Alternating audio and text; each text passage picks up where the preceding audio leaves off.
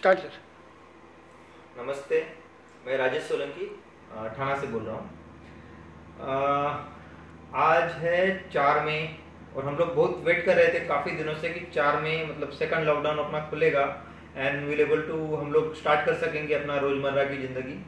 Of course मुझे पता था कि जिस तरह से गवर्नमेंट चल रहा है और जिस तरह से हमारा लॉकडाउन चल रहा है उस हिसाब से ये तो बहुत मुश्किल है कि चालू हो। उसके बावजूद कुछ जगह पे पूरे इंडिया में काम चालू किया है, कुछ प्रोजेक्ट चालू हुए, हमारे भी कोई प्रोजेक्ट चालू हुए हैं। लेकिन मेरे को हमारे इंडियंस के ऊपर ये समझ में नहीं आता इंडियन लोगों का किस तरह से सोचते हैं।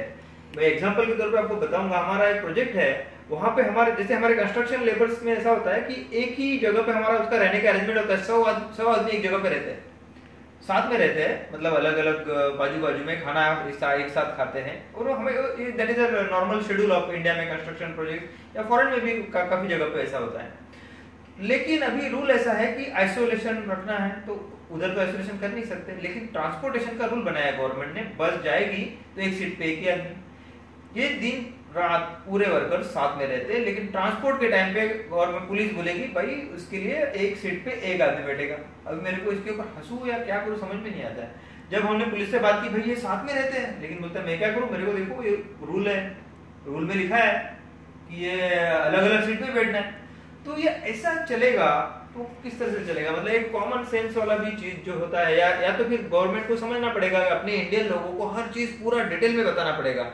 जैसे मैंने मेरे पहले वीडियो में भी बताया था कि सैलरी स्ट्रक्चर भी, सैलरी कैसे देना चाहिए, गवर्नमेंट को गाइडलाइन देना चाहिए। हर बिजनेसमैन को अगर सबको सैलरी देना है तो कितने महीने लॉकडाउन चलने वाला है, 2 महीना 3 महीना, तो कोई इसके पास इतना पैसा जिसके पास नहीं हो तो पैसे के अरेंजमेंट कैसे करे, वो कैसे दे। तो they should give the guidelines. कहाँ से दे, एंड यूजर देगा, कौन देगा, फाइनल कंपनी देगी, कैसे देगा, नहीं दे सकेगा तो क्या होगा, पूरा डिटेल में देगा तो एटलीस्ट वो सोच सकता है कुछ ना कुछ एक्शन तो हो सकता है। तो वैसे ही सब पेंडिंग चलेगा, प्रोजेक्ट परमिशन देने के बावजूद भी नहीं चलेंगे। वैसे ही हाल अभी लॉकडाउन 43 डेज ऑलमोस्ट हो गए काम बंद होके। आप सोचो 43 डेज बहुत होते हैं। मैंने 1 अप्रैल को फेसबुक में लाइव वीडियो शेयर किया था, उसमें मैंने बताया था कि ये लॉकडाउन अपनी ताकत नहीं है 1 महीने के ऊपर झेलने की। तो अगर लॉकडाउन करना है तो इतना स्ट्रिंजेंट करना पड़ेगा, और तभी हम लोग शायद कर भी सकते थे क्योंकि गर्मी कम थी। स्ट्रिंजेंट करना पड़ेगा, मिलिट्री को बुलाना पड़े तो मिलिट्री को बुलाओ, लेकिन इतना स्ट्रिक्ट करो कि एक बंदा भी निकल नहीं पाए बाहर, ताकि फिर हम लोग कोविड को हरा सकते थे। लॉकडाउन का डिसीजन का मैं बहुत स्ट्रांगली सपोर्ट किया था, और मैंने खुद सबको अपील भी की थी। प्राइम मिनिस्टर रिलीफ फंड में फंड देने के लिए बोला था, जितना अपने से हो सकता है हमने भी दिया, बाकी लोग जो हेल्प कर सकते हैं कर दिया। लेकिन इसका एंड नजर नहीं आ रहा है। क्यों नजर नहीं आ रहा है एंड? क्योंकि लॉकडाउन जैसे होना चाहिए हुआ नहीं। आज क्या तारीख है? जब हम लोग लॉकडाउन किया था उस तरह में ऐसा था कि पेशेंट थे 400। आज की पेशेंट की तादाद है पूरे इंडिया की जो नॉन पेशेंट है 40,000 के ऊपर आ गई है। और अननोन कितने हैं पता नहीं, क्योंकि हमको तो पता है इंडिया में, और अननोन उतने ही होंगे क्योंकि इंडिया है, हम लोग का तरीका जैसा है। हम लोग बॉम्बे को ब्लेम करते हैं, दिल्ली को ब्लेम करते हैं। किसी ने ये बस्तियां देखी होगी, धारावी की बस्तियां, कुर्ला पाइपलाइन रोड में अभी कुछ किस्सा देखा था मैंने कि कुछ बस्ती वाले पुलिस के उलझ गए। लेकिन क्या इन्होंने किसी ने देखा है जाके उनकी बस्ती कैसी है? ये बस्तियां पत्थरों के शेड में रहते हैं लोग, इतनी छोटी 10 बाय 10 की रूम में 10-10 आदमी रहते हैं। आप सोच लो, इतनी गर्मी है अभी बाहर, इतने टेम्परेचर में 10 बाय 10 पे रूम के आदमी को बोलो कि आप ये 10 लोग पूरा दिन बैठो, रात में बैठो, जाओ नहीं बाहर। इनके पास टॉयलेट वगैरह का भी अरेंजमेंट नहीं है, ये बाहर जाते हैं। तो इन लोगों को ये बोलेंगे हमको जेल में भेज दो, लेकिन यहाँ पे हम लोग नहीं रह सकते। तो ये कंडीशन है इंडिया की। फिर भी पहला लॉकडाउन अपना हो सकता था। अभी तो कंडीशन ऐसी है कि और 14 दिन लॉकडाउन बढ़ा दिया, और पूरी तरह से बढ़ाया भी नहीं और चालू भी नहीं कर दिया। क्योंकि अभी मैं जस्ट बाहर से आया, मैंने देखा हमारा कंडीशन, हमारे जो सोसाइटीज है, क्योंकि मैं 2-3 सोसाइटी में सेक्रेटरी हूँ, तो देखा उस सोसाइटी का कंडीशन क्या है, चालू करने का परमिशन है नहीं है। इसके लिए मैं आया बाहर, क्योंकि मैं भी इतने दिन से बैठा हुआ था बाहर अंदर ही नहीं। तो देखा तो बड़ी बड़ी लाइनें लगी। मैंने सोचा कि लाइन किस चीज की है, तो देख रहा हूँ तो पूरे वाइन शॉप जो है, दारू के दुकान जो है, उसके पीछे लाइन लगी है। मतलब अभी इनकम कमाने के लिए जिसको हमारे संस्कृति में अनैतिक बोला जाता है, और काफी स्टेट भी इसको अनैतिक मानते हैं। गुजरात स्टेट जहां से हमारे प्राइम मिनिस्टर भी है, वहां पर भी, जहां से हमारे महात्मा गांधी भी थे, उसके ऊपर बैन है। बिहार में उसके ऊपर बैन है दारू के ऊपर। वो चालू हमने पहले किया। मतलब हमारी हालत इतनी हो गई कि हम लोग ये बिजनेस इसका बिजनेस अपने को करना पड़े। तो जब ऐसी पोजीशन आए, तो उसके बावजूद क्या आपको लग रहा है कि 14 दिन के बाद हम लोग कोविड मुक्त हो जाएंगे, कोविड से निकल पाएंगे?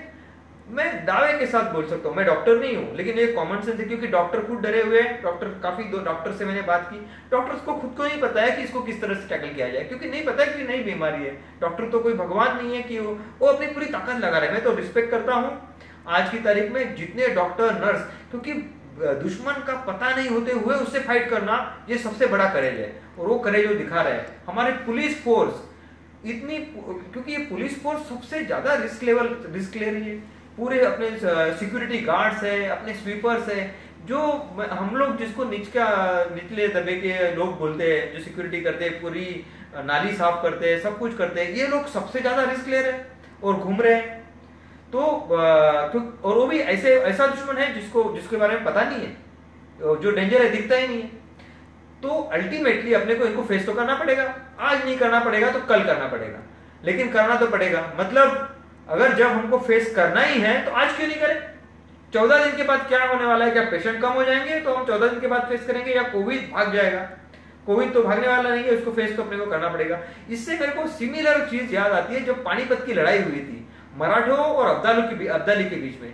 ऐसा ही टाइम गया, ऑलमोस्ट 7-8 महीने अब्दाली और मराठियों की फौजें एक दूसरे के सामने थी, लेकिन लड़ाई नहीं कर रही थी। इसलिए नहीं लड़ाई हो रही थी कि दोनों की ताकत सेम थी। लड़ते तो अब्दाली को शायद भागना भी पड़ता, क्योंकि मराठी अपना एरिया में थे, या तो दोनों को इक्वल नुकसान होता, क्योंकि दोनों इक्वल ताकत में थे। लेकिन अल्टीमेटली मराठे बुरी तरह से हारे। क्यों हारे?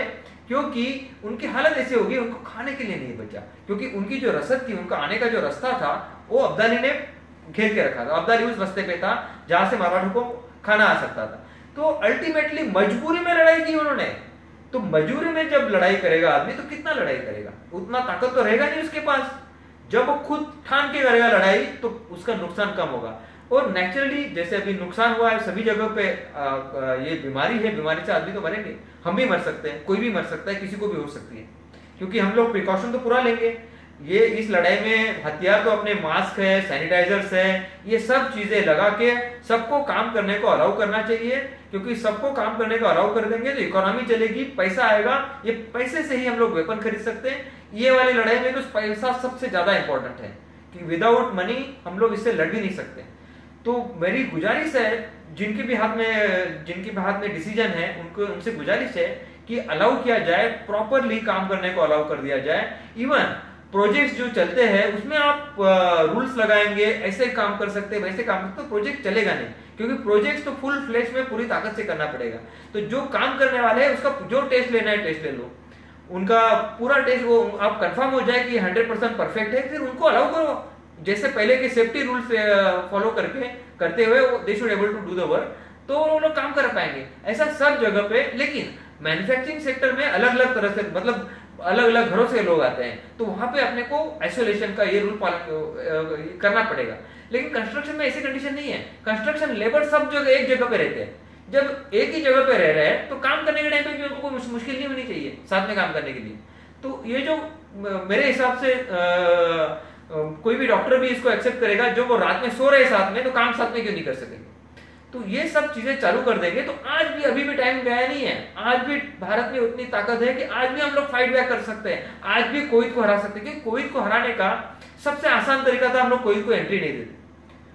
जैसे मैंने बोला, हमारे किले में दुश्मन को हम लोग एंट्री नहीं देते, जो मेरे पहले वीडियो में मैंने कहा था। तो वो सबसे आसान तरीका था, वो नहीं आता तो सवाल ही नहीं था। लेकिन अगर अभी वो आ गया है तो उससे फाइट तो करना ही पड़ेगा। आज आप एक बार आपके किले के अंदर वो आ गया है तो आप कितने रूम में भागोगे, कितना टाइम छुपोगे?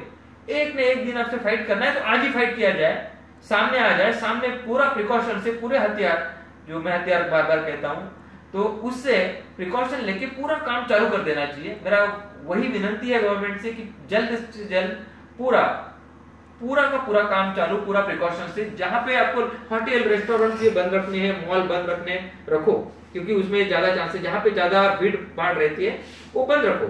लेकिन बाकी के काम चालू रहने चाहिए। अदरवाइज और 14 दिन के बाद आज के 40,000 की जगह पे हम लोग 1 लाख में होंगे और कुछ फर्क नहीं पड़ने वाला है। Thank you.